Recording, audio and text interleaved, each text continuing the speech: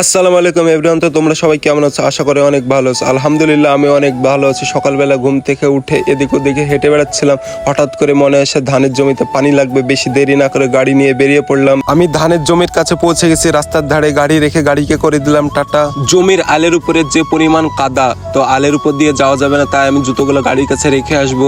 ধানের জমিতে যাওয়ার পথে ক্লাস্টার কাকার সাথে দেখা। ধানের জমিতে পৌঁছে দেখি ড্রেনের অবস্থা খুব খারাপ। ড্রেনের উপরে অনেকগুলো মাটি পড়ে আছে, তো ওই মাটিগুলোকে আগে কেটে ফেলে দিতে হবে। ড্রেনের উপরে যেসব কাদাগুলো আছে সেই সব কাদাগুলো সরানোর জন্য একটা কোদাল প্রয়োজন। আমি কোদালটাকে এখন আনতে যাচ্ছি। আমি কোদাল নিয়ে ধানের জমিতে রওনা দিচ্ছি। এইদিকে দেখি ক্লাস্টার থেকে পানি বেরোচ্ছে, মানে ক্লাস্টার কাকা পানি ছেড়ে দিয়েছে আমাকে না বলে। এখন আমাকে পানির আগে ধানের জমিতে পৌঁছাতে হবে, সেইখানে গিয়ে ড্রেন ঠিক করতে হবে, নয়তো অন্য জনের জমিতে পানি ঢুকে যাবে। অবশেষে পানি আসার আগে আমি ড্রেনটা কেটে পরিষ্কার করে দিয়েছি। ধানের জমিতে পানি নিতে এক ভাগ কমপ্লিট আর এক ভাগ বাকি আছে।